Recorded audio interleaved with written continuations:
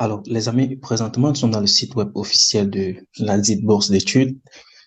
Je vous conseille toujours de prendre le temps pour regarder toutes les différentes informations qui sont disponibles ici pour ainsi pouvoir soumettre une candidature ayant plus d'opportunités ou de chances d'être choisi. Alors, pour ceux-là qui veulent créer leur compte, pour ceux-là qui veulent commencer à soumettre leur candidature et qui se posent sûrement la question, comment est-ce que je peux faire cela? Première des choses.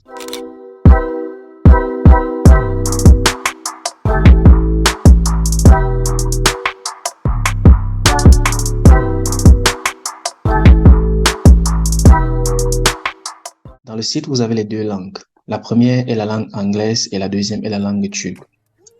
Alors, je mets juste mon curseur ici. Vous allez voir sur ce petit effigie de la planète, il y a deux langues qui s'affichent, le turc et l'anglais. Dépendant du type de navigateur que vous utilisez, vous pouvez traduire cela en langue française. Mais il est mieux de mettre cela en langue anglaise pour ainsi avoir le mot exact. Alors, lorsque vous avez fini de parcourir toutes les informations ici et que vous voulez ouvrir votre compte ou soumettre votre candidature, vous appuyez ou vous cliquez ici, Application or Login, candidature ou se connecter. Alors, lorsque vous appuyez ici, en fonction de la rapidité de votre connexion Internet, vous allez apparaître sur une page qui va ressembler à quelque chose comme ceci. Ma connexion est plus ou moins lente aujourd'hui. Alors, là, je vais sortir de ce compte qui a été ouvert. Je sors là. Vous allez apparaître sur quelque chose qui ressemble à ceci, n'est-ce pas? Ici, il y a déjà un compte qui a été créé, un compte tuto dont j'ai créé pour vous. On va encore réutiliser ce même compte-là puisque ça ne servira à rien pour moi de créer encore un autre compte à zéro. Alors, si vous avez déjà un compte, vous pouvez directement entrer vos coordonnées ici, nom, email, l'email que vous avez utilisé lors de la création de votre passeport, c'est-à-dire votre mot de passe. Alors, si vous n'avez pas encore de compte, vous cliquez juste sur Register, c'est-à-dire s'enregistrer pour ceux qui ont un navigateur francophone. Lorsque vous cliquez dessus, vous allez apparaître sur cette page-ci. C'est ici que vous allez devoir remplir les informations concernant votre candidature, votre personnalité. Alors, les informations sont remplies selon les documents officiels comme le passeport ou la carte nationale d'identité. Votre nom, votre prénom, et ici vous mettez votre genre, c'est-à-dire masculin ou féminin, vous mettez votre date et lieu de naissance, vous mettez votre nationalité, vous mettez votre email qui est bien sûr celui qui est actif auquel vous avez accès à tout moment. Vous le remettez encore ici. Le mot de passe, je vous conseille de pas mettre un mot de passe assez compliqué. Si vous le faites, c'est que vous risquez d'oublier cela et avoir accès à votre compte, vous serez obligé de réinitialiser votre mot de passe. Alors, le mieux ici est de mettre un mot de passe que vous allez vous rappeler, vous le notez quelque part et vous ne l'oubliez pas. Vous confirmez encore le mot de passe ici. Alors, question juste secrète, vous mettez une question assez facile ici, par exemple, quel est mon repas préféré, quel est mon pays préféré, quel est le nom de ma maman. Vous notez bien sûr cela quelque part et vous mettez la réponse ici. Ça, c'est au cas où on pourra essayer de vérifier votre compte. Vous pourriez vous-même essayer de vérifier votre compte. Alors, ici, vous avez juste à confirmer que vous n'êtes pas un robot et vous avez à approuver que toutes les informations que vous avez mis ici sont justes et correctes. À titre de rappel, si vous mettez une information qui est plus ou moins fausse, il sera difficile pour vous de changer cela parce que toutes les informations que vous allez mettre ici, automatiquement, vont se remplir dans le compte officiel.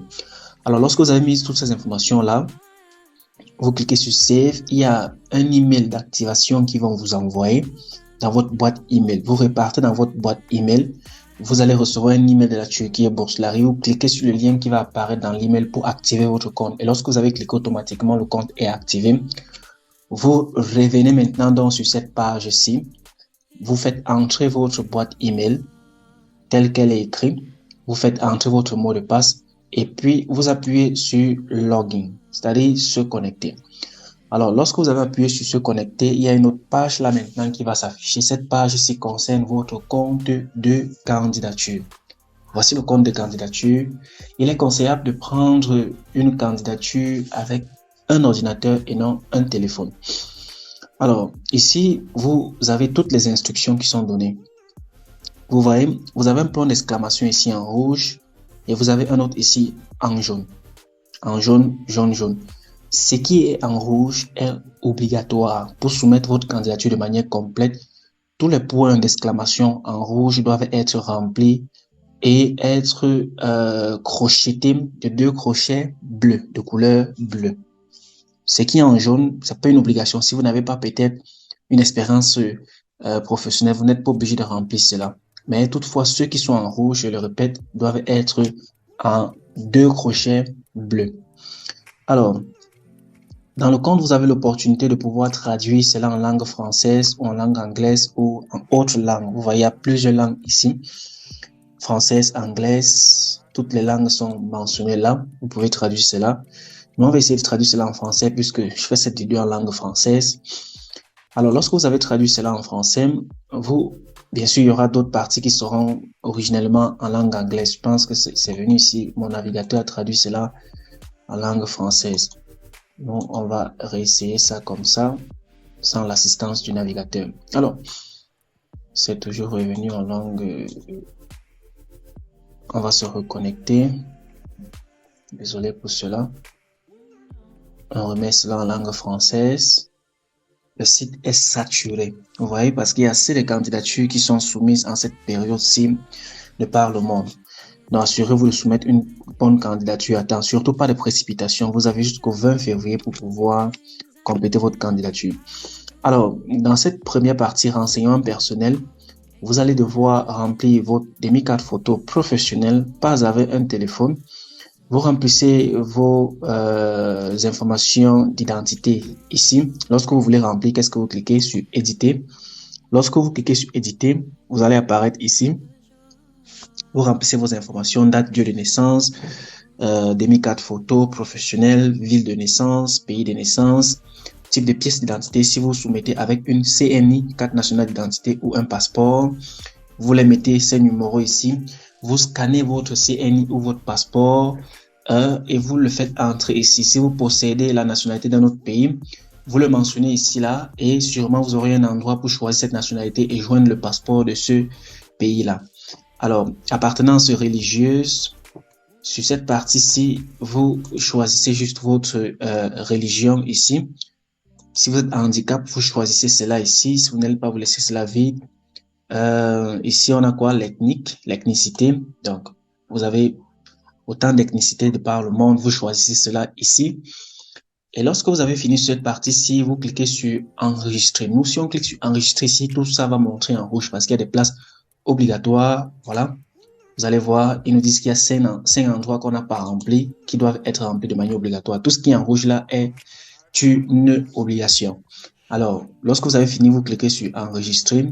Ici, dans cette deuxième partie-ci, qui sont des informations sur la famille. Alors, vous allez arriver ici. Vous allez devoir mettre le prénom de votre maman, le prénom de votre papa, selon l'acte de naissance ou selon votre carte nationale d'identité ou votre passeport. Vous choisissez si elle est vivante. Pour le papa, pareillement, l'état civil, marié ou divorcé. Alors, revenu mensuel, vous devez calculer le revenu mensuel de vos parents ensemble et pouvoir convertir cela en dollars et puis le mettre ici parce que les sommes sont mentionnées en dollars. Alors, en ce qui concerne le détail des contacts, vous allez voir dans cette partie-ci, vous mettez votre ville, votre pays, votre quartier, votre code postal si vous en avez un. Et mes détails de contact sont différents de mon adresse. Donc, si vos détails de contact sont différents de votre adresse de résidence présente, vous pouvez changer cela. Même si vous êtes en Turquie, vous mettez ces informations là, supposant que vous êtes en Turquie. Alors, si vous avez une page Facebook, un compte Facebook, vous mettez le lien LinkedIn, vous mettez le lien Twitter, Skype et toute autre chose. Vous mettez les liens ici pour qu'ils puissent voir que vous êtes un candidat, par exemple, sérieux. Je vous le dis, ceux qui vont mettre les liens de leur page Facebook et qui, sur leurs réseaux sociaux, ont l'habitude de promouvoir peut-être un secteur d'activité. C'est-à-dire, si vous avez eu l'habitude de travailler avec des organisations non gouvernementales et que vous avez eu à partager des photos dans votre compte Facebook et qu'il voie cela, je me dis que ça peut jouer en votre faveur parce qu'on parle aussi d'une autre partie des activités intersociales. Donc, cela peut toutefois jouer en votre faveur. Alors, lorsque vous finissez cela, n'oubliez pas surtout d'enregistrer et vous partez à l'étape suivante, information sur l'enseignement. Alors, ici, il faut remplir cela avec beaucoup de précautions car c'est ce qui est très, très important. Vous allez commencer par l'école primaire. Ceux-là qui vont postuler pour niveau baccalauréat, vous allez remplir collège, lycée. Ceux-là qui vont postuler pour niveau licence, vous remplissez baccalauréat, lycée. Ceux-là qui vont postuler pour un niveau master, vous remplissez licence. Et ceux-là qui vont postuler pour un niveau doctorat, vous remplissez licence et master. Alors ici, assurez-vous de scanner vos relevés de notes proprement. Quand on parle de middle school, à partir de la 3e, je ne sais pas, en fonction du système scolaire francophone de votre pays, mais de manière générale, c'est à partir de la classe de 3e. La note que vous avez obtenue ici, là, à votre BPC, c'est-à-dire votre brevet de collège, d'études de collège, vous mettez cela ici. Vos relevés de notes, vous les mettez aussi dans le système. Ensuite, vous remplissez en fonction du pays et l'école dans laquelle vous avez étudié. Automatiquement, lorsque vous allez choisir votre pays et votre ville, vous allez voir la liste des écoles vont s'afficher ici parce que le système a déjà été construit comme cela avec des écoles qui sont reconnues au niveau de la Turquie. Alors, lorsque vous finissez cette partie-ci, on va essayer de rentrer ici. Lorsque vous avez fini de remplir celui du collège, vous êtes ici à celui du lycée, vous cliquez dessus.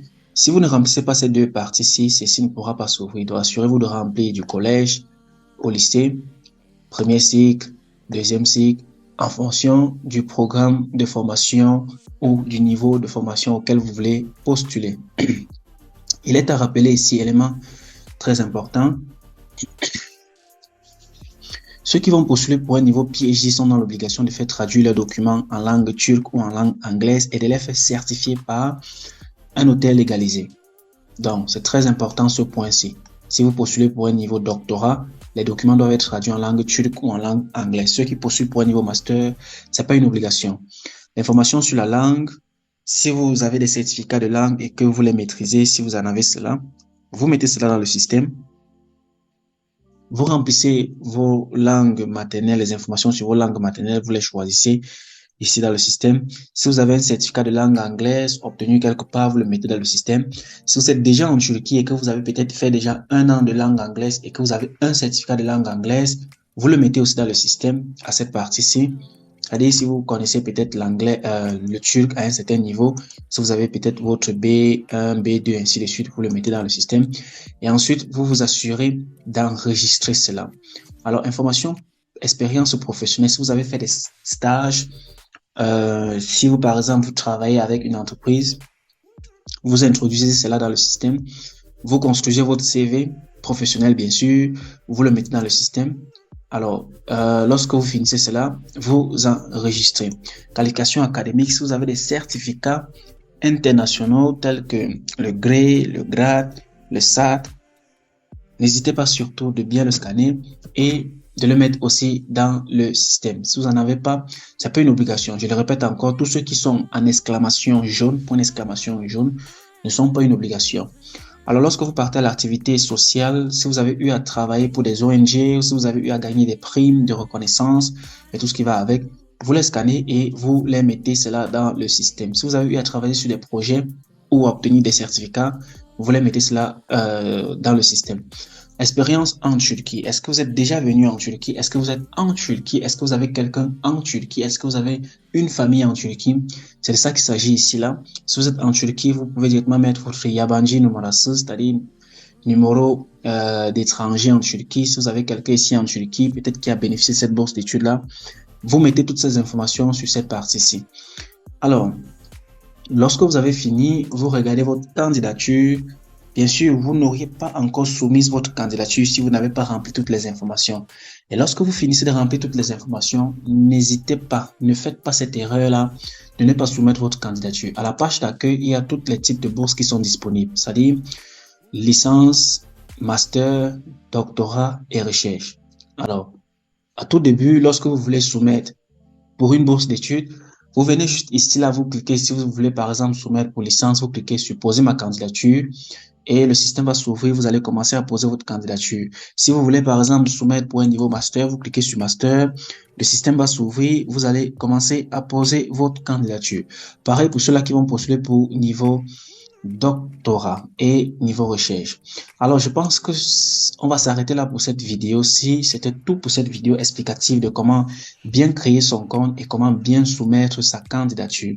Si vous avez des questions, les amis, c'est en commentaire qu'on pourra se retrouver. Surtout, n'hésitez pas de partager cette vidéo-ci autour de vous pour permettre à d'autres personnes de pouvoir bénéficier aussi de cette bourse d'études si entièrement sponsorisée par le gouvernement turc. D'ici là, portez-vous excellemment très bien. Je suis Donald Christian. Ciao.